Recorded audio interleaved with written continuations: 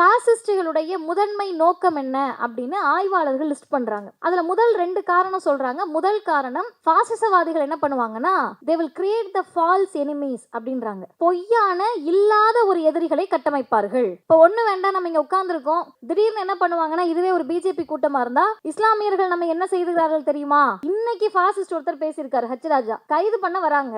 அவர் என்ன பேசியிருக்காருன்னு கேட்டா, இது என்ன இந்தியாவா பாகிஸ்தானா, நீ என்ன மணிகண்டனா இல்ல ஏதோ இஸ்லாமிய பேரை கேட்டு அவனா அப்படின்னு கேட்டிருக்காரு. இது யோசிச்சு பாருங்க. கைது செய்ய வருகிற போது எப்படி கைது பண்ணுவாங்க? இந்தியால வேற மாதிரி, பாகிஸ்தான்ல வேற மாதிரி, ஒரு நாட்டிலே ஒரு மாதிரி கைது பண்ணுவாங்களா? நீ செஞ்சது தப்புன்னா எல்லாரும் புடனில் அடிச்சு கூட்டிட்டு தான் போறாங்க. இதுல நீ இப்படி கைது பண்ணணும் அப்படி கைது பண்ணணும்னா இது என்ன நடக்குதுன்றது வேணும்ல. ரெண்டாவது, வண்டியில ஏற போறப்ப அந்த போலீஸோட பேரை பார்த்து நீ மணிகண்டனா இல்ல முக்தாரான்னு கேட்கக்கூடிய அந்த கேள்விக்கு பெயர் தான் பாசிசம். பாசிசவாதிகள் அவங்களுடைய சிந்தனையை பரப்புவதற்கு இந்த சின்ன சின்ன நாடுகள் எல்லாம் எப்படி கைப்பற்றி அவர்களையும் நமக்கு அடிமையாக்குறது அப்படின்றதுல அவங்க எடுக்கக்கூடிய மிகப்பெரிய உக்தி என்னன்னு கேட்டா, முன்னரே அடிமையாகுதல். இன்னும் முன்னரே அடிமையாகுதல்னா உங்களுக்கு புரியுற மாதிரி எக்ஸாம்பிளோட சொல்லணும்னா, சிஏஏ குடியுரிமை திருத்த சட்டத்தை கொண்டு வர போறோம் அப்படின்னு எஜமானர்கள் சொல்றதுக்கு முன்னாடி எடப்பாடி பழனிசாமி தலைமையிலான நாடாளுமன்ற உறுப்பினர்கள் ஓட்டு போட்டு சிஏஏவை ஆதரித்தால் அதற்கு பெயர் தான் பாசிசத்திற்கு முன்னரே அடிமையாகுதல் அப்படின்னு. இன்னமும் புரியுற மாதிரி சொல்லணும்னா, சங்கிகள் என்றால் சக நண்பன் என்று காலிலேயே விழுந்து விடுவதுதான் பாசிசத்திற்கு மிக நெருக்கமாக பயணிப்பது. அப்ப இந்த முன்னரே அடிமையாதல் அப்படின்றத எதிர்த்து நின்றவர் தமிழ்நாட்டினுடைய முதலமைச்சர் தளபதி ஸ்டாலின் என்பதை எந்த கட்சியில் இருந்தாலும் நாம் ஏற்றுக்கொண்டுதான் ஆக வேண்டும். நான் அடிமையா இருக்க முடியாதுன்னு அவர் டிக்ளேர் பண்றாரு. நான் சொல்ல இங்க இருக்கக்கூடிய சரணாகதி அடைந்தவர்களை நீங்க யோசிச்சு பார்த்துக்கலாம். இங்க போறோம் அப்படின்னு சொன்னாவே நான் யாரை பார்க்க போறேன்? என்னுடைய நண்பன், என்னுடைய தம்பி, யாரோ என் சித்தப்பா. இன்னும் மோடி மட்டும்தான் என்ன உறவு முறைன்னு அறிவிக்கல. அதையும் அறிவிச்சிட்டாங்கன்னா பாடியை தூக்கிடலான்ற அளவிற்கு எல்லாரையும் அறிவிச்சாச்சு. அடுத்து 3வது கட்டம் தான் இங்க இருக்கக்கூடிய குழுக்களை பிரிப்பது. சிறு சிறு குழுக்களாக நம்மை பிரித்து நம்மள சண்டை போட விட்டுட்டு பொது எதிரியை இருட்டடிப்பு செஞ்சிருவாங்க. உங்களுக்கு அது பாசிசவாதிகள்னே உங்களுக்கு புரியாத அளவிற்கு உங்க முன்னாடி ஒரு ஸ்கிரீன், ஒரு திரையை கொண்டு வந்து நிறுத்தி விடுவார்கள். அந்த திரைக்கு அவர்கள் ஒரு பேரை வைப்பாங்க. இப்ப தமிழ்நாட்டு சூழலுக்கு அதை பொருத்தி பார்க்கணும்னு சொன்னீங்கன்னா, நீங்க இந்தி எதிர்ப்பை பற்றி பேசிட்டு இருப்போம், நம்ம புதிய கல்விக் கொள்கை எதிர்ப்பை பற்றி பேசிட்டு இருப்போம். அவங்க என்ன பண்ணுவாங்கன்னா, சம்பந்தமே இல்லாம ஒரு நடிகரை கூப்பிட்டு வந்து பாசிசமா பாயாசமான்னு பேச வைப்பாங்க. இப்ப நம்ம ஆட்கள் என்ன பண்ணுவாங்கன்னா, ஆமா பிஜேபி பண்றது தானே திமுக பண்ணுது. நான் வெளிப்படையா கேட்கிறேன், ஆரியமும் திராவிடமும் ஒண்ணுன்னு சொல்றது எவ்வளவு பெரிய அயோக்கியத்தனமோ அதே அளவிற்கு அயோக்கியத்தனம் பிஜேபியும் திமுகவும் ஒண்ணுன்னு சொல்றது. நீங்க டிக்ளேர் பண்றதுக்கு நமக்கு ஒரு நரேட்டிவ் செட் பண்ணிட்டீங்க, அதுக்கான ஆய்வுகளை நம்ம நடத்தணும்ல. எப்படி உங்க 2 பேரையும் ஒன்னா நிறுத்துறேன்னு. இதெல்லாம் விட மிகப்பெரிய, எனக்கு அது என்ன வார்த்தை சொல்றேன்னு தெரியல, ஏன்னா ஐயாலாம் இருக்காங்க, கடுமையான வார்த்தையை நான் சொல்ல முடியாது. பாசிசம் அப்படின்றத டைலூட் பண்ற வேலை இருக்குல்ல, அதை விட நீங்கள் உங்கள் சொந்த மக்களுக்கு செய்யக்கூடிய துரோகம் ஒண்ணுமே இருக்காது. இப்ப சொல்லுங்க, நியாயவான்கள் ஒன்று கூடி பேசி ஒரு முடிவுக்கு வாங்க. தன்னாட்சியை பேசக்கூடிய திமுகவும் பாசிசவாதிகள், தன்னாட்சி இருக்கக்கூடாதுன்னு சொல்ற பிஜேபியும் பாசிசவாதியா? நீ எல்லாம் மாநில உரிமையை பேசக்கூடாதுன்னு சொல்லக்கூடிய பிஜேபியும் பாசிசவாதி, மாநில உரிமையை பாதுகாக்க என் பதவி போனாலும் பரவாயில்லை என்று சொல்லக்கூடிய முதல்வரும் பாசிசவாதியா? என்சிஇஆர்டின்னு சொல்லக்கூடிய இன்றைக்கு சிபிஎஸ்இ சிலபஸ்ல அவங்க கை வைக்கிறது அதுக்காக தான். நீங்க நல்லா பாருங்க, அரசு பள்ளி பாட புத்தகத்தில் சமச்சீர் கல்வியில நம்ம பிள்ளைக்கு பிறப்புக்கும் எல்லா உயிருக்கும்னு சமத்துவத்தை சொல்லி கொடுப்போம். சிபிஎஸ்இ பாடத்திட்டத்துல ஹூ ஆர் சூத்ராஸ்னு கேள்வி கேட்பாங்க. இதுதான் பிஜேபி கையில் இருக்கக்கூடிய பாடத்திட்டத்துக்கும் தமிழ்நாட்டு பாடத்திட்டத்துக்கும் வித்தியாசம். இப்ப சொல்லுங்க, யார் சூத்திரர்கள்னு ஜாதியை பேசக்கூடிய பிஜேபியும் பிறப்புக்கும் எல்லா உயிருக்கும் என்று சொல்லக்கூடிய திராவிடமும் ஒன்றா? அதை ஒன்றாக நிறுத்துகிறீர்கள்னு சொன்னா நீங்க என்ன தெரியுமா வேலை பார்த்துட்டு இருக்கீங்க? பிஜேபி பக்கம் தமிழ்நாட்டு மக்கள் திரும்பாம அவங்களை காப்பதற்காக உங்கள் உயிரை விடவும் நீங்கள் தயாராகி விட்டீர்கள். அதுதான் பாசிசம். தேசம் தேசியம் என்ற பெயரில் தங்களை கூட காவு கொடுப்பதற்கு தயாரானவர்களை உருவாக்குவதற்கு பெயர்தான் பாசிசம். திட்டமிட்டு பெண்களை ஒரு இடமாக இவர்கள் வெளியேற்றுகிறார்கள். அதனுடைய மிகப்பெரிய எடுத்துக்காட்டு தான் மல்யுத்த வீராங்கனைகளுக்கு நடந்தது.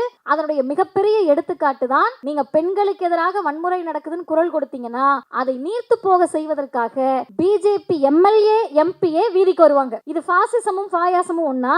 தமிழ்நாட்டினுடைய அமைச்சரை நான் மேடையில் வச்சுட்டே சொல்றேன், ஏதாவது ஒரு பெண்ணுக்கு எதிராக பாலியல் வன்கொடுமை நடந்துட்டா திமுகவுடைய அமைச்சர்களும் சட்டமன்ற உறுப்பினர்களும் யாராவது ஒருத்தர் வீதியில் இறங்கி பாதிக்கப்பட்ட பெண்ணுக்கு எதிராக திமுக கொடியை தூக்கினால் அடுத்த நாள் அவங்க கட்சி பொறுப்பிலிருந்து நீக்கப்படுவார்களா மாட்டார்கள்? எங்க எடுத்துக்காட்டு சொல்லுங்க. விழுப்புரத்தில் ஒரு பெண்ணுக்கு பாலியல் வன்கொடுமை நடக்குது. சட்டமன்றத்திற்குள் நின்று முதல்வர் சொன்னார், என் கட்சியை சேர்ந்தவங்களாகவே இருந்தாலும் நான் தண்டனை வாங்கி கொடுப்பேன், கட்சி பொறுப்பிலிருந்து அவரை நீக்குகிறேன் என்று முதல்வர் சொன்னார். இவங்க ரெண்டு பேரையும் ஒரே தட்டுல வைக்கிறீங்கன்னு வச்சுக்கோங்களேன். உங்க நோக்கம் என்ன தெரியுமா? பில்கிஸ் பானுவை மறக்கடிப்பதற்கு நீங்கள் இருவரையும் ஒரே தட்டில் நிறுத்துகிறீர்கள். ஏதோ ஒரு வகையில் காசுக்காக பிஜேபிக்கு சாமரம் வீசுறீங்கல்ல, தயவு செஞ்சு படிங்க. ஏன் படிக்க சொல்றேன்னா, நீங்கள் எங்களை எவ்வளவு இகழ்ந்தாலும் சரி, பேசினாலும் சரி, அடுத்த நொடி செத்தால் கூட மதிவதனி மனநிறைவோடு சாவேன், இந்த மக்களுக்காக பேசிக்கிட்டே இருந்தேன்ப்பா, அதனால நான் நிம்மதியா சாகிறேன், சாவேன். பிஜேபி அடிமை அதிமுக புதுசா கட்சி சேர்ந்தவங்க சீமான் கட்சியில இருக்க ஒருத்தருக்கு கூட சாகின்ற நொடியில் நிம்மதி இருக்காது. ஏன் இருக்காதுன்னு கேட்டா, நீங்க நிற்பது உங்கள் பிள்ளைகளுடைய கல்வியை காவு வாங்கக்கூடிய புதிய கல்விக் கொள்கையை கொண்டு வந்த பாசிச பிஜேபியோடு உங்கள் பிள்ளைகளுடைய கல்வியை காவு வாங்குவதற்காக கொண்டு வரப்பட்ட திணிக்கப்படக்கூடிய இந்தியை பாதுகாக்கக்கூடிய பிஜேபியோடு. இன்னும் சொல்லுகிறேன், பெண் பிள்ளைகளை வீட்டில் வைத்திருக்கிறீர்கள், உங்கள் பெண் பிள்ளைகளை என்னனாலும் பண்ணலான்ற துணிச்சலை தரக்கூடிய பாசிச பிஜேபியோடு நிற்கிறீர்கள். நாங்கள் அறத்தின் பக்கம் நிற்கிறோம், சமத்துவத்தின் பக்கம் நிற்கிறோம், சமூக நீதியின் பக்கம் நிற்கிறோம். அருமை தோழர்களே, இப்போ நம்ம இந்த நூல் வெளியிட்டு பேசணும் அப்படின்னு சொன்னால் அடுத்து என்ன கேள்வி கேட்பாங்கன்னா, பேசுறதுனால என்ன ஆக போகுது, நீங்கள் பேசிக்கிட்டே இருக்கிறதுனால எல்லாம் மாறிட போகுதா, பேசி பேசி என்ன பண்ணீங்க அப்படின்னு கேட்பாங்க. அதற்கு ஒரே பதில் தான், பேசி பேசி பேசி சாகின்ற வரை பேசி தமிழ்நாடு பீகார் போலவும் ராஜஸ்தான் போலவும் மாறாமல் தனி நிகர் தமிழ்நாடாக இருப்பதற்கு காரணம் தந்தை பெரியார் என்ற தலைவர் தான். அப்போ ஒரு பேச்சு என்ன பண்ணிட போகுது அப்படின்னு கேட்டால், இரண்டு வகையான மாற்றங்களை ஒரு பேச்சு கொடுக்கும். ஒன்று, ஹிட்லர்களை உருவாக்கியதும் இந்த பேச்சு தான். ஹிட்லர் போல இருப்பவர்களை தமிழ்நாட்டில் நெருங்க விடாமல் தடுத்ததும் திராவிடர் இயக்கத்தினுடைய இந்த பேச்சுதான் என்பதை நாம் சொல்லியாக வேண்டிய கட்டாயம் இருக்கிறது.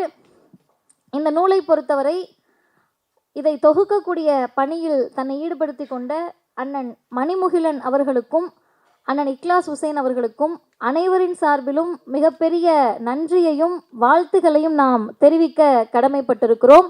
அவர்களுக்கு நம்முடைய வாழ்த்துக்களை பதிவு செய்வோம்.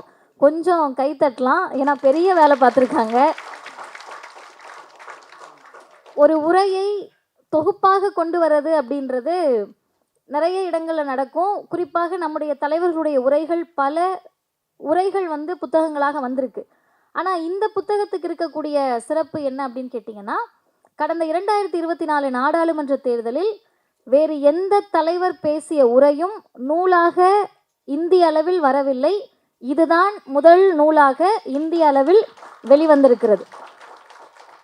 அப்போ பேசினதை நாங்கள் யூடியூப்லேயே கேட்டுக்கலாமே, அதை எதுக்கு தொகுத்தாங்க அப்படின்ற கேள்வி அடுத்து வரும். 20 உரைகளை யூடியூப்பில் போட்டு வாக்கிங் போகிறப்ப நைட்டு தூங்குறதுக்கு முன்னாடி கேட்டுப்போமே, எதுக்கு இது புத்தகமாக வரணும் அப்படின்னு கேட்டால், அந்த உரைகள் எப்பயாவது டைம் பாஸுக்காக கேட்குற உரைகள் அல்ல. இனி வரக்கூடிய எல்லா தேர்தல்களிலும் நமது பொது எதிரியான பிஜேபி ஆர்எஸ்எஸ்ஐ வீழ்த்துவதற்கு அனைவரும் கையேடாக பயன்படுத்த வேண்டும் என்ற நோக்கத்தில் இதை நூலாக கொண்டு வந்திருக்கிறார்கள். இப்போ இதில் மொத்தம் 20 உரைகள் இருக்கிறது. இந்த 20 உரைகள் அப்படின்னு சொல்கிறதுக்கு முன்னாடி நம்ம ஒரு விஷயத்தை மறந்துடவே கூடாது. ஒரே நாடு ஒரே தேர்தல் அப்படின்னு திரும்ப திரும்ப சொல்லிக்கிட்டே இருக்காங்க. அப்போ ஒரு விவாத நிகழ்ச்சியில் ஒரு நெறியாளர் என்கிட்ட கேட்டார், இந்த ஒரே நாடு ஒரே தேர்தல் அதை எப்படி பார்க்குறீங்கன்னாங்க. ஒரே நாளில் தேர்தல் நடத்துவதற்கே வக்கற்றவர்கள் ஒரே நாட்டில் ஒரே தேர்தலை எப்படி நடத்துவார்கள்? 7 கட்டமாக நடந்துச்சு நாடாளுமன்ற தேர்தல். அந்த 7 கட்டமாக நடந்த நாடாளுமன்ற தேர்தலில் இவர்கள் நினைத்திருந்தால், இவர்களுடைய கூட்டணியில் இருக்கக்கூடிய தேர்தல் ஆணையம் நினைத்திருந்தால், இவர்களோட தான் பிஜேபியோட கூட்டணியில் இருக்கக்கூடியவர்கள் நினைத்திருந்தால் 4வது கட்டமாகவோ 5வது கட்டமாகவோ தமிழ்நாடுடைய தேர்தலை நடத்தி இருக்க முடியும். ஆனால் அவசர கதியில் முதல் கட்டமாக நடத்தணும் அப்படின்னு பிஜேபி முடிவு பண்ணதுக்கு காரணம், பிரச்சாரத்திற்கு நேரம் இருக்காது. முதல்வரால் 22, 23 நாட்கள் தான். இன்னும் நீங்கள் கணக்கு பண்ணீங்கன்னா, முதல்வர் இந்த பிரச்சாரத்தை முடித்து அடுத்து ஒரு நாள் தான் இடைவெளி இருந்தது பிரச்சாரம் முடிந்து தேர்தல் நடப்பதற்கு. 17ஆம் தேதி வரைக்கும் பிரச்சாரம் நடக்குது. 18 வழக்கம் போல் தேர்தல் நடைமுறையால் பிரச்சாரம் பண்ண முடியாது. 19 வாக்குப்பதிவு. அப்போ எப்படி பிரச்சாரம் பண்ணுவாங்க? அவங்களும் பண்ண முடியாது. நமக்கு எந்த மாநிலம்லாம் வாய்ப்பு இருக்கோ நம்ம சுற்றுப்பயணம் போயிட்டு வந்துடலாம் அப்படின்னு பிரதமர் முடிவெடுத்தப்ப, நீங்கள் நாள் தள்ளி நடத்தி இருந்தால் கூட இவ்வளவு தீவிரமாக எங்களால் பிரச்சாரம் செய்திருக்க முடியாது.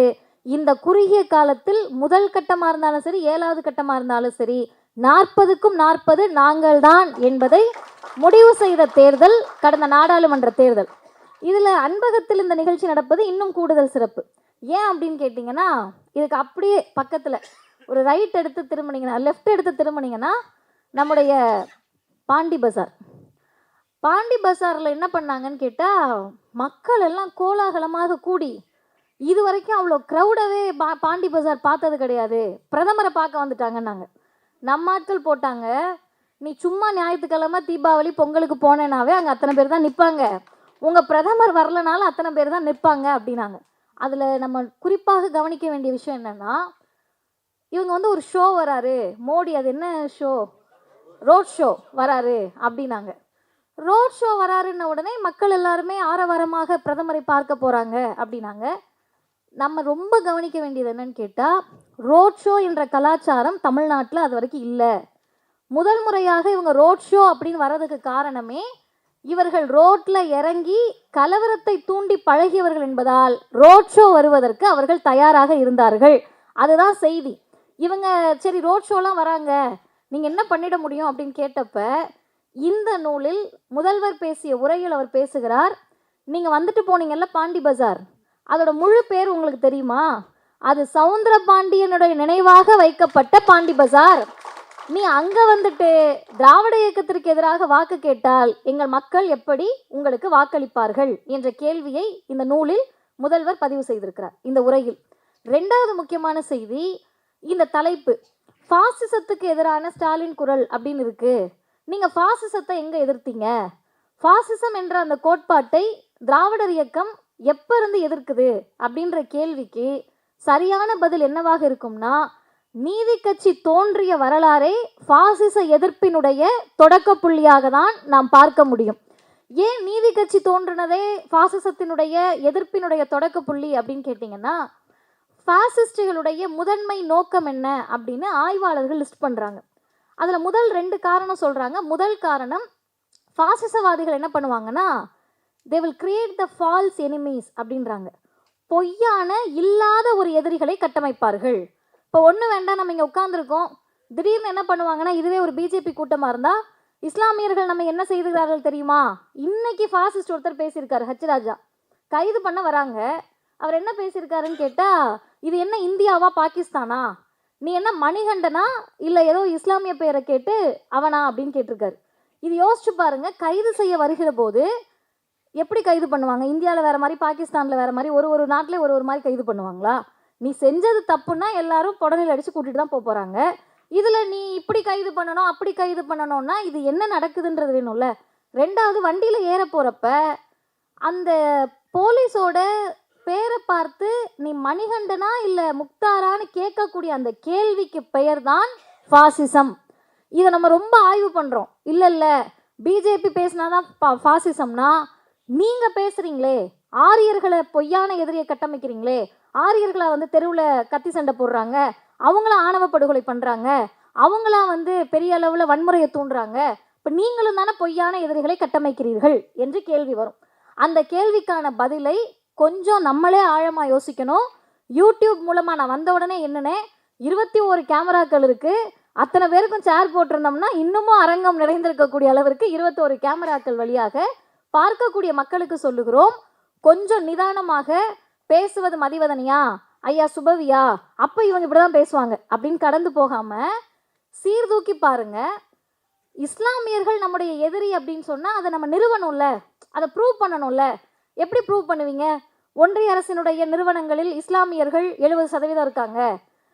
இருக்கக்கூடிய ஒன்றிய அரசினுடைய மிக முக்கிய பதவிகளில் இஸ்லாமியர்கள் இருக்காங்க. குரூப் ஏ குரூப் பி போஸ்டிங்லெல்லாம் இஸ்லாமியர்கள் இருக்காங்க. மிகப்பெரிய உயர்ந்த சர்வதேச நிறுவனங்களில் இஸ்லாமியர்கள் தான் இருக்காங்க. உயர்ந்த பொறுப்புகளில் ஹெச்ஆர் கார்ப்பரேட் மேனேஜர் அளவுக்கு இஸ்லாமியர்கள் தான் இருக்காங்க. அப்போ இவங்க தான் நம்முடைய எதிரிகள், இந்துக்களுடைய கல்வியை வேலை வாய்ப்பை இஸ்லாமியர்கள் திருடிட்டாங்க அப்படின்னு நீங்கள் சொல்லணும்ல. அப்படி சொல்ல முடியலையே. இதுவரைக்கும் ஒன்றிய அரசு நிறுவனங்கள்லையோ உயர்தர நிறுவனங்களையோ சர்வதேச நிறுவனங்கள்லையோ இஸ்லாமியர்கள் அதிகமாக இல்லை. இப்போ நாங்கள் காரணத்தோடு சொல்கிறோம், இந்த மண்ணை செம்மைப்படுத்தி செழுமைப்படுத்தி கல்வி வாய்ப்பை வேலை வாய்ப்பை உருவாக்கி பார்ப்பனர் அல்லாதார் என்ற கட்டமைப்பை உருவாக்கி பார்ப்பனர் தான் பொது எதிரி என்பதை அடையாளப்படுத்தி நீ இன்னைக்கு படிக்காமல் இருக்க, நீ இன்னைக்கு கீழ்நிலையில் இருக்கன்னு சொன்னால் இன்னைக்கு வேணா நீ ஆண்ட ஜாதி பெருமை பேசலாம். ஒரு காலத்தில் கொத்தனார் வேலைக்கும் 100 நாள் வேலைக்கு இன்னைக்கு போகிறவங்க தான் உன்னோட அப்பாவும் அம்மாவும். யாருமே இங்கே ஆண்டவர்கள் கிடையாது, எல்லாருமே அடிமை ஜாதிகளாக இருந்தவர்கள் தான் என்பதை உணர்த்தி எல்லா இன்ஸ்டியூட்லையும் ஒன்றிய அரசினுடைய மிக உயர்ந்த பதவியிலிருந்து சாதாரணமாக இருக்கக்கூடிய பிரைவேட் கம்பெனியுடைய ஹெச்ஆர் வரை நீக்கமர நிறைந்திருப்பது 3% ஆரிய பார்ப்பனர்கள் தான் என்பதை உணர்த்தி இருக்கிறோம். அப்போ நம்ம ஃபால்ஸ் எனிமீஸை நம்ம கிரியேட் பண்ணலை, பொய்யான பிம்பத்தை திராவிடர் இயக்கம் உருவாக்கலை. இருக்கக்கூடிய பிம்பத்தை சொல்லுகிற போது பார்ப்பனர்கள் டைவர்ட் பண்ணுறதுக்காக இல்லை நம்முடைய எதிரிகள் இவங்க கிடையாது, ஓபிசியும் எஸ்சி எஸ்டியும் அடிச்சுக்க, நீ அடிச்சுக்கிட்டனா தான் நான் என்ன பண்ணிட்டு இருக்கணும் காலங்காலமாக அதை பண்ண முடியும்னு சொல்கிறப்ப தான் முதல்வர் அவர்கள் அவருடைய தேர்தல் பிரச்சாரத்தில் மிக அழுத்தமாக பதிவு செய்கிறார். இந்த தேர்தலில் நாம் மோடியை பிஜேபியை எதிர்க்கிறோம் என்று சொன்னால் அது திமுகவினுடைய நலனுக்காக அல்ல, பிற்படுத்தப்பட்ட மிகவும் பிற்படுத்தப்பட்ட பட்டியலின பழங்குடியின மக்களுடைய நலனுக்காக தான். அப்போ முதல்வர் என்ன பண்ணுறாருன்னா பிரித்து காட்டுறாரு, பிராமின் வேற நான் பிராமின் வேற, பார்ப்பனர் வேற பார்ப்பனர் அல்லாதார் வேற. தந்தை பெரியார் அதை ஒரே வரியில் சொன்னார், சூத்திர ஜாதி இழிவு போனோம்னா பறைய பஞ்சம பட்டம் ஒழிந்தால்தான் உன்னுடைய சூத்திர பட்டமே போகும். அப்போ ஓபிசி எஸ்சி எஸ்டி ஆகிய நாம நம்முடைய சகோதரர்கள் அணிதிரண்டு பாசிசத்தை வீழ்த்த வேண்டும் என்ற நரேட்டிவையும் அந்த நாடாளுமன்ற தேர்தல் உரையில் முதல்வர் கட்டமைத்தார். 3வது செய்தி, இப்போ பொய்யான எதிரிகளை பிஜேபி உருவாக்கிடுச்சு. எவ்வளோ தூரம் உருவாக்கியிருக்காங்கன்னா, ஒரு 15 வயசு பையன் காரில் போகிறப்ப கறி எடுத்துகிட்டு போகிறாரு, கறி எடுத்துகிட்டு போனாருன்னு சொல்லி லிட்டரலாக சுட்டுறாங்க அவனை. அவங்கள சுட்ட பிறகு பார்த்தா அந்த பையன் கையில் கறியே கிடையாது. இப்போ நம்ம என்ன கேட்குறோம்னா, ஒருவேளை அது மாட்டுக்கறியாகவே இருந்தாலும் வீதியில் போகக்கூடிய மாணவனை சுட்டு தள்ளுவதற்கு பெயர் பாசிசம் இல்லாமல் அதற்கு என்ன பெயர் வைப்பீர்கள் என்ற கேள்வியை நம்ம கேட்கணுமா வேணாமா? இதை கேட்குறப்ப தான் அடுத்து முக்கியமானது பாசிஸ்டுகளுக்கு இருக்கக்கூடிய அந்த அறிகுறி என்னன்னு கேட்டால், பாசிசவாதிகள் அவங்களுடைய சிந்தனையை பரப்புவதற்கு இந்த சின்ன சின்ன நாடுகளெல்லாம் எப்படி கைப்பற்றி அவர்களையும் நமக்கு அடிமையாக்குறது அப்படின்றதுல அவங்க எடுக்கக்கூடிய மிகப்பெரிய உக்தி என்னன்னு கேட்டால், முன்னரே அடிமையாகுதல். இன்னும் முன்னரே அடிமையாகுதல்னா உங்களுக்கு புரிகிற மாதிரி எக்ஸாம்பிளோட சொல்லணும்னா, சிஏஏ குடியுரிமை திருத்த சட்டத்தை கொண்டு வர போகிறோம் அப்படின்னு எஜமானர்கள் சொல்கிறதுக்கு முன்னாடியே எடப்பாடி பழனிசாமி தலைமையிலான நாடாளுமன்ற உறுப்பினர்கள் ஓட்டு போட்டு சிஏஏவை ஆதரித்தால் அதற்கு பெயர்தான் பாசிசத்திற்கு முன்னரே அடிமையாகுதல் அப்படின்னு. இன்னமும் புரிகிற மாதிரி சொல்லணும்னா, சங்கிகள் என்றால் சக நண்பன் என்று காலிலேயே விழுந்து விடுவதுதான் பாசிசத்திற்கு மிக நெருக்கமாக பயணிப்பது. அப்போ இந்த முன்னரே அடிமையாதல் அப்படின்றத எதிர்த்து நின்றவர் தமிழ்நாட்டினுடைய முதலமைச்சர் தளபதி ஸ்டாலின் என்பதை எந்த கட்சியில் இருந்தாலும் நாம் ஏற்றுக்கொண்டுதான் ஆக வேண்டும். நான் அடிமையாக இருக்க முடியாதுன்னு அவர் டிக்ளேர் பண்ணுறாரு. உனக்கு நான் அடிமையாக இருக்க முடியாது, நீ யாராக வேணா இருந்துட்டு போ, நான் ஒன்றிய அரசு அப்படின்னு சொல்லாமல் நான் மத்திய அரசு, நீ மத்தியஸ்தம்லாம் பண்ண முடியாது, நீ எங்களுக்கு கொடுக்கணுமா வேணாமான்னு டிஸ்கஷனே கிடையாது. இந்திய அரசமைப்பு சட்டப்படி எனக்கு கொடுக்கறத நீ கொடுத்து தான் ஆகணும், ஏனென்றால் நீ மத்திய அரசு கிடையாது ஒன்றிய அரசு என்று நாடாளுமன்ற தேர்தலுக்கு முன்பே உனக்கு நான் அடிமையாக முடியாது என்று சொன்ன மாநிலம் தமிழ்நாடு, சொன்ன முதல்வர் தளபதி ஸ்டாலின் அவர்கள். இது 2வது.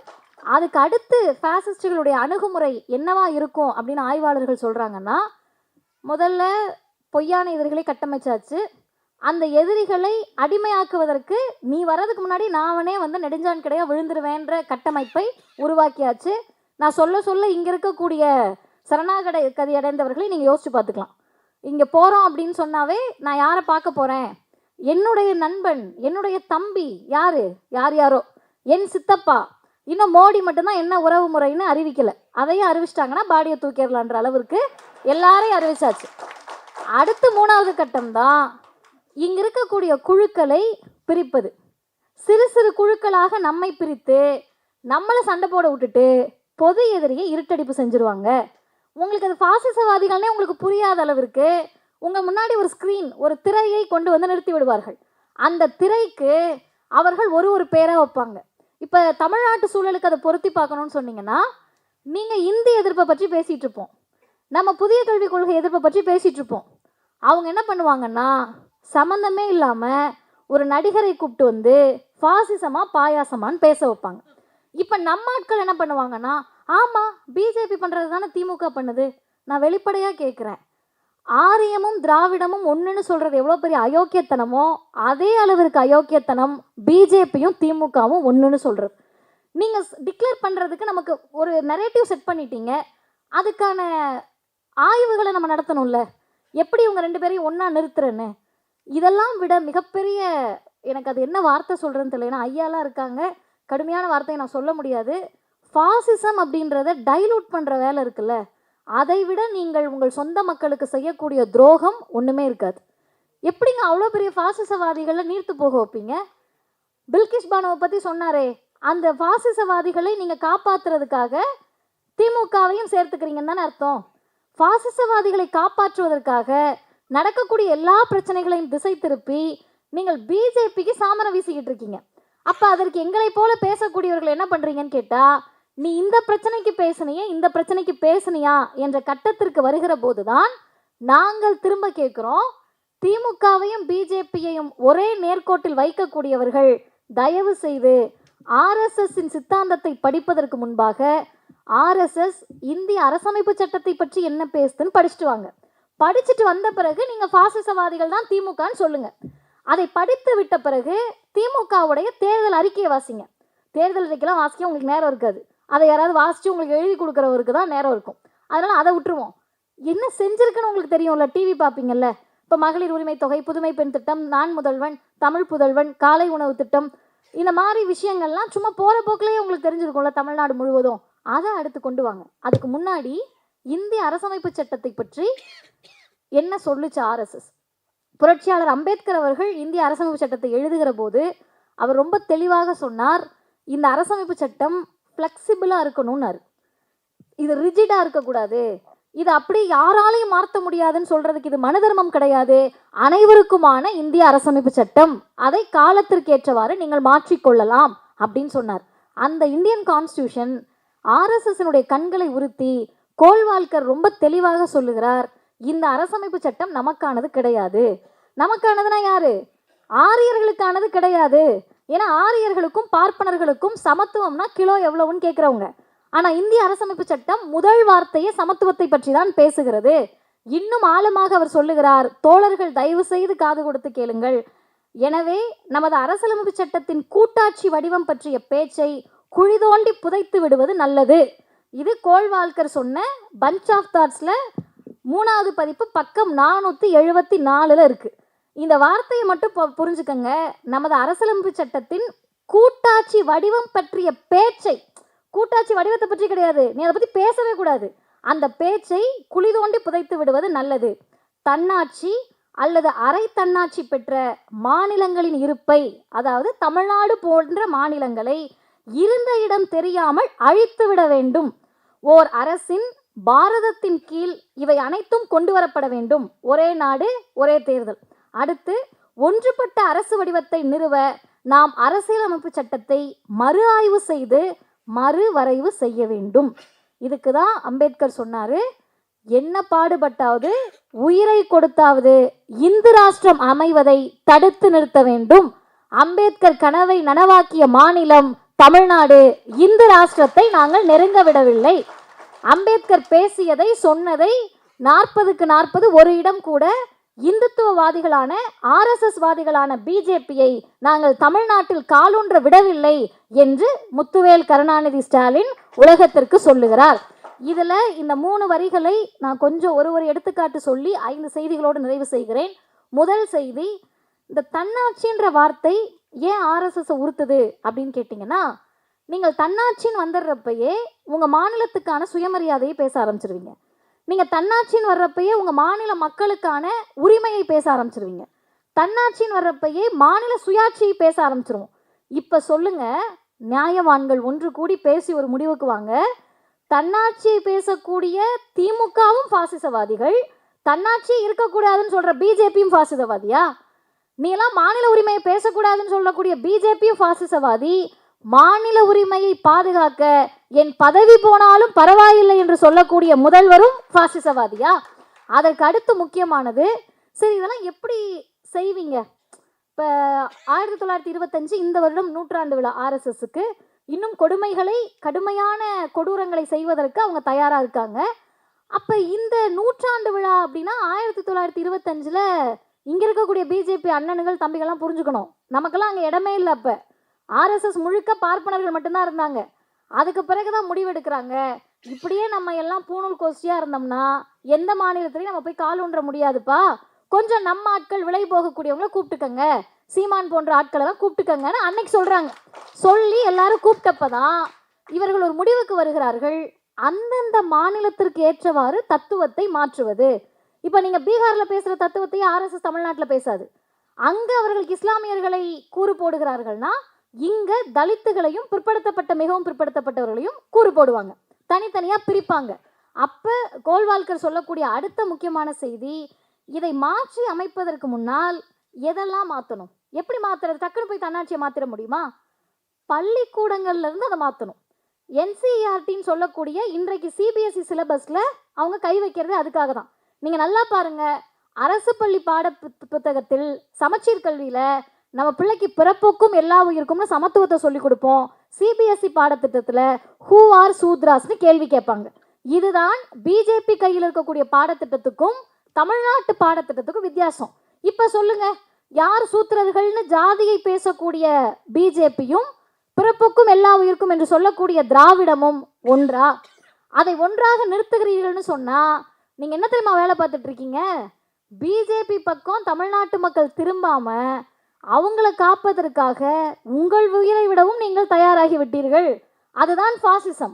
தேசம் தேசியம் என்ற பெயரில் தங்களை கூட காவு கொடுப்பதற்கு தயாரானவர்களை உருவாக்குவதற்கு பெயர்தான் பாசிசம். அப்படி உருவாகி நிற்கிறீர்கள். அடுத்து, பெண்கள் சார்ந்த பிரச்சனைகளை இவர்கள் எப்படி அணுகுகிறார்கள்? பெண்கள் சார்ந்த பிரச்சனைனா இங்கே நிறைய இளைய பெண்கள் வந்திருக்கோம். இப்போ நம்ம பேசுகிறோன்னு வச்சுக்கோங்களேன், ஒன்றும் வேண்டாம், நாளைக்கு நீங்கள் எல்லாரும் மேடையில் ஏறி பேசுகிறீங்க, இல்லை ஒரு பொதுவான இடத்துல போயிட்டு பிஜேபிக்கு எதிர்த்து நிற்கிறீங்கன்னா அவர்களுடைய அணுகுமுறை ஃபஸ்ட்டு எப்படி ஸ்டார்ட் ஆகும்னு கேட்டால், நேரடியாக பிஜேபி வந்து நம்மளை திட்டமாட்டாங்க, நம்மளை அசிங்கமாக கேட்க மாட்டாங்க. இங்கே இருக்கக்கூடிய காசுக்கு கூலிக்கு மாரடிக்கக்கூடிய அல்ற சில்லறைங்கெல்லாம் வந்து நம்மளை கேள்வி கேட்பாங்க. நீ என்ன பண்ணன்னு எனக்கு தெரியாதா? உன்னை பற்றி எனக்கு தெரியாதா? உங்கள் அப்பா யாருன்னு தெரியாதா? உங்கள் அம்மா யாருன்னு தெரியாதா? நான் வெளிப்படையாக சொல்கிறேன், உனக்கு யாரையும் தெரியாது. தெரிஞ்சால் நீ எப்படி எங்களை பற்றி பேசுவ? உனக்கு யாரை பற்றியும் தெரியாது, அதனால தான் பேசுகிற. அப்போ முதல் வேலை, பாசிசவாதிகள் ஏன் பெண்களை டார்கெட் பண்ணுவாங்கன்னு கேட்டால், பாசிசவாதிகள், இந்தியாவின் பாசிசவாதிகளுடைய முக்கியமான நூல் என்னன்னு கேட்டால் மனுதர்மம். மனுதர்மம் என்ன சொல்லுதுன்னா, பெண்கள் சுதந்திரமாக இருக்கிறதுக்கு லாயக்கற்றவர்கள்னு சொல்லுது. நீ எல்லாம் எந்த காலத்துலையும் சுதந்திரமாக இருக்கக்கூடாதுன்னு. நமக்கு சொத்துரிமை கொடுக்காம இருந்ததுக்கு அதுதான் காரணம், அரசியல் உரிமை கொடுக்காம இருந்ததுக்கும் அதுதான் காரணம், படிக்க விடாமல் இருந்ததுக்கு அதுதான் காரணம், அனைத்திற்கும் மனுதர்மம் காரணம்.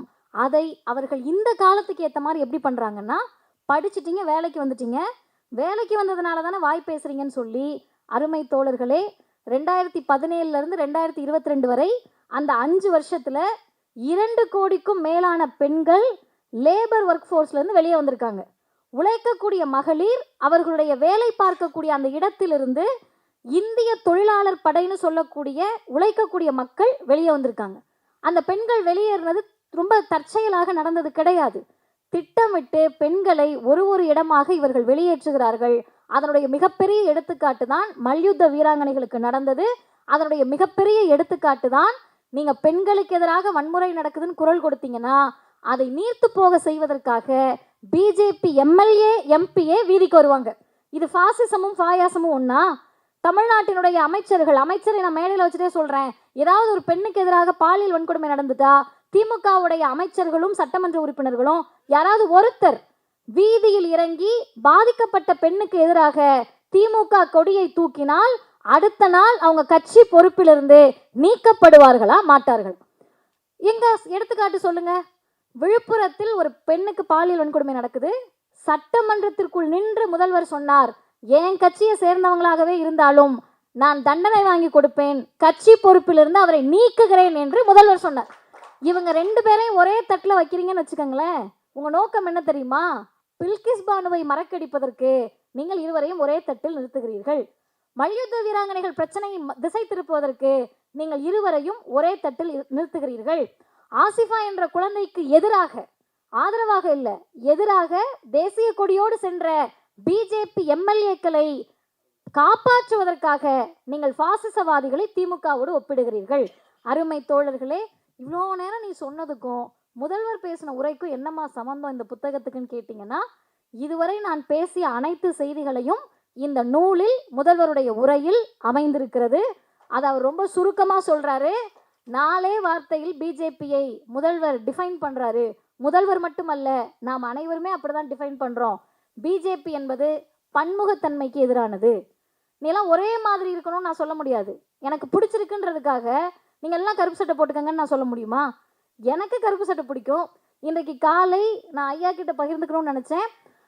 பால பிரஜாபதி அடிகளார் ஃபோன் பேசிட்டு அந்த ஐயா சொல்கிறார், எனக்கே அதிர்ச்சி ஆயிடுச்சு, உங்கள் கடவுள் இல்லைன்ற கொள்கை எனக்கு பிடிக்காதுமா, ஆனால் நாங்கள் சித்ரா பௌர்ணமி நிகழ்ச்சி நடக்கிறப்ப பெண்ணுரிமையை பற்றி பேசுவதற்கு நீங்கள் எங்கள் ஊருக்கு வர முடியுமான்னு ஃபோன் பண்ணுறாருன்னா அதுதான் தமிழ்நாடு. அவர்கள் பேசக்கூடிய அந்த சித்தாந்தத்தை கருப்பு சட்டை போட்டுட்டு மதிவதனி பேசினாலும் அவங்களுக்கு பிரச்சனை கிடையாது. கலர் சேலை கட்டிட்டு சாமி கும்பிட்ற பெண் பேசினாலும் அவங்களுக்கு பிரச்சனை கிடையாது. இந்த பன்முகத்தன்மையை சிதைப்பது பிஜேபி. 2வது, சமத்துவத்திற்கு எதிரானவர்கள்.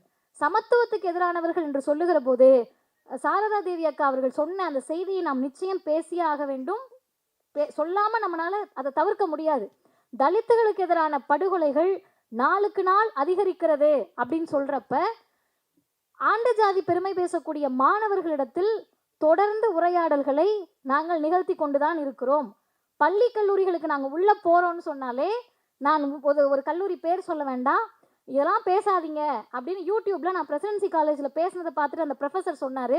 அப்போ நான் சொன்ன ஒரே பதில், இலக்கியம் பேச வேண்டும் என்றால் நீங்கள் இலக்கியவாதியை கூப்பிடணும், இயக்கவாதியான மதிவதனையை நீங்கள் கூப்பிடக்கூடாது. இலக்கியம் பேசுவதற்கு ஆள் இருக்கிறார்கள், நான் இயக்கவாதி. அப்போ நீங்கள் ஆரியர்கள் என்ன வேலை செய்கிறாங்களோ அதே வேலையை ஓபிசி எஸ்சி எஸ்டி மக்களை பிரிக்கக்கூடிய வேலையை செய்வதற்கு பெயர் பாசிசம் பிஜேபி என்று சொன்னால், என் சகோதரர்களுக்காக போகக்கூடிய இடத்திலெல்லாம் நான் பேசுவேன். வெற்று சண்டை வெற்று கூச்சல் போட்டு இந்த பிரச்சனையை நீர்த்து போக விடமாட்டேன் என்று சொல்லுவதற்கு பெயர் திராவிடம். அந்த வேலையை நாங்கள் தொடர்ந்து செய்து கொண்டுதான் இருப்போம். 3வது, பன்முகத்தன்மை, சமத்துவம், சமூக நீதி. இந்த சமூக நீதிக்கு எதிராக அமைச்சர் அவர்கள் இன்னைக்கு வட இந்திய ஊடகங்களில் புதிய கல்விக் கொள்கையை, மும்மொழி கொள்கையை எடுத்து மட்டும் அவர் டஃப் ஃபைட் பண்ணல. உங்கள் எத்தனை பேருக்கு ஞாபகம் இருக்குன்னு தெரில, அவர் அமைச்சராக பதவியேற்ற உடனேயே நீட்டை பற்றி ஒரு டிஸ்கஷன் வருது. அவங்க என்ன பண்ணாங்கன்னா, சரி நம்ம போய் நம்ம அமைச்சர்கள் ஏதாவது மடக்கிடலான்ட்டு போனால் அவங்க போன இடம் இவர்கிட்ட.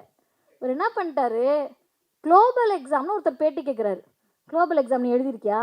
நான் எழுதியிருக்கேன், நான் ஃபாரினில் போய் படிச்சுட்டு வந்தேன், என்கிட்ட கேளு, நீ நீட்டை பற்றி கேளு அப்படின்னோடனே அவங்களுக்கு ஐயோ என்ன விவரம் தெரிஞ்சவங்ககிட்ட தெரியாமல் வந்துட்டோம் போலே. அடுத்து அவர் சொன்னார், நீட் மட்டும் கிடையாது, இது மாதிரி பல தேர்வுகளை நான் எழுதியிருக்கிறேன். நீட் என்பது அப்பட்டமான மோசடி என்பதை இந்திய அளவில் தோலுரித்து காட்டினார். இந்த சமூக நீதி உணர்வை இவங்கனால பிஜேபினால ஏற்றுக்க முடியாது. நீ என்ன சொல்ற, பிஜேபியும் பாசிசமும் பாயாசமும் பேசுறல்ல, 10% இடபிள்யூஎஸ் இடஒதுக்கீடை கொண்டு வந்தது பிஜேபி. அதிக வகை ஏழைகள் அல்ல, ஆரிய வகை ஏழைகளுக்கு. நம்ம என்ன பண்ணோம்னு கேட்டா 69% இடஒதுக்கீடை கொண்டு வந்தோம். இன்னும் ஒரே ஒரு செய்தி, அப்போ முதல்வர் அவர்கள் இந்த உரையில் குறிப்பிடுறாரு, எனக்கு ரொம்ப ஆச்சரியமாக இருந்தது. அது உண்மையாக அவர் அப்போ பேசினப்போ நான் கேட்கல, இந்த புத்தகத்தில் படித்தேன், நீங்களும் வாங்கி படிங்க. மருத்துவர் ராமதாஸ் மீது எனக்கு மரியாதை இருக்கிறது. யோசிச்சு பாருங்க, ஜாதிய திமிரோடு ஜாதிய எண்ணத்தோடு ஜாதியவாதிகளை, இன்னும் சொல்லணும்னா ஜாதியவாதிகளை அல்ல, மனித உருவங்களில் மிருகங்களை உருவாக்கி கொண்டிருக்கக்கூடிய பல பேருக்கு மத்தியில் ஒரு மேடையில் ஏறி சொல்கிறாரு, ஐயா ராமதாஸ் அவர்களே, சமூக நீதியை பற்றி மறந்துட்டீங்களா? கலைஞர் இடஒதுக்கீடை உங்களுக்கு கொண்டு வந்த போது நீங்கள் என்ன சொன்னீங்கன்னு ஞாபகம் இருக்கா? இந்த இடஒதுக்கீடு இல்லைன்னு சொன்னால் எந்த ஊரில் நாங்கள்லாம் வயல் வரப்பில் எங்கள் பிள்ளை வேலை பார்த்துட்டு இருக்கோம்னு தெரிஞ்சிருக்காதுன்னு சொன்னீங்களே. இன்றைக்கு அந்த இடஒதுக்கீடுக்கு எதிராக இருக்கக்கூடிய பிஜேபி கூடவா மருத்துவர் ராமதாஸ் நிற்கிறீர்கள் என்ற கேள்வியை முதல்வர் கேட்டிருக்கிறார். இதே கேள்வியை தான் இன்றைக்கு ஆண்ட ஜாதி பெருமை பேசக்கூடிய இளைஞர்களை நோக்கி நாங்கள் கேட்கிறோம். ஏதோ ஒரு இடத்துல கொத்தனார் வேலை, மண்வெட்டி எடுத்துட்டு வயல் வரப்பில் வேலை, 100 நாள் வேலை, விவசாய வேலை, கூலிகளாக தினக்கூலிகளாக இருந்த சமூகத்தை ஆடு மாடு மேய்த்து கொண்டிருந்த சமூகத்தை படிச்சா உருப்பிட்டுருவேன்னு கூப்பிட்டு வந்தா முடியாது, நான் திரும்ப யாரையாவது வெட்டிட்டு ஜெயிலுக்கு தான் போவேன்னு சொன்னா அந்த இளைஞர்களை உருவாக்கக்கூடிய பணியை செய்து கொண்டிருப்பதற்கு பெயர்தான் RSS, BJP, பாசிசம். அதை எதிர்த்து களமாடுவதுதான் திராவிடர் இயக்கத்தினுடைய வேலை. இது அனைத்தையும் இந்த நூலில் முதல்வர் பேசி இருக்கிறார். ஒரே ஒரு செய்தியோடு நான் நிறைவு செய்கிறேன். இந்த நூலை நாங்க ஏன் படிக்கணும்? நீங்க திகாக்காரவங்க, பேரவைக்காரவங்க, வந்திருக்க பாதி பேர் திமுகக்காரவங்க, நாங்க படிக்கணும். இந்த யூடியூப்ல கேட்டுட்டு இருக்கிற மக்கள் எதுக்கு படிக்கணும்னா, மக்கள் படிக்கிறாங்களோ இல்லையோ, ஏதோ ஒரு வகையில் காசுக்காக பிஜேபிக்கு சாமரம் வீசுறீங்கல்ல, தயவு செஞ்சு படிங்க. ஏன் படிக்க சொல்கிறேன்னா, நீங்கள் எங்களை எவ்வளவு இகழ்ந்தாலும் சரி, பேசினாலும் சரி, அடுத்த நொடி செத்தால் கூட மதிவதனி மனநிறைவோடு சாவேன். இந்த மக்களுக்காக பேசிக்கிட்டே இருந்தேன்ப்பா, அதனால நான் நிம்மதியாக சாகிறேன், சாவேன். பிஜேபி, அடிமை அதிமுக, புதுசாக கட்சி சேர்ந்தவங்க, சீமான் கட்சியில் இருக்க ஒருத்தருக்கு கூட சாகின்ற நொடியில் நிம்மதி இருக்காது. ஏன் இருக்காதுன்னு கேட்டால், நீங்கள் நிற்பது உங்கள் பிள்ளைகளுடைய கல்வியை காவு வாங்கக்கூடிய புதிய கல்விக் கொள்கையை கொண்டு வந்த பாசிச பிஜேபியோடு, உங்கள் பிள்ளைகளுடைய கல்வியை காவு வாங்குவதற்காக கொண்டு வரப்பட்ட திணிக்கப்படக்கூடிய இந்தியை பாதுகாக்கக்கூடிய பிஜேபியோடு. இன்னும் சொல்லுகிறேன், பெண் பிள்ளைகளை வீட்டில் வைத்திருக்கிறீர்கள், உங்கள் பெண் பிள்ளைகளை என்னனாலும் பண்ணலான்ற துணிச்சலை தரக்கூடிய பாசிச பிஜேபியோடு நிற்கிறீர்கள். நாங்கள் அறத்தின் பக்கம் நிற்கிறோம், சமத்துவத்தின் பக்கம் நிற்கிறோம், சமூக நீதியின் பக்கம் நிற்கிறோம். இது அனைத்தையும் பேசக்கூடிய இந்த நூலை வாங்குங்கள், படியுங்கள், மற்றவருக்கும் பரிசளியுங்கள். நன்றி, வணக்கம்.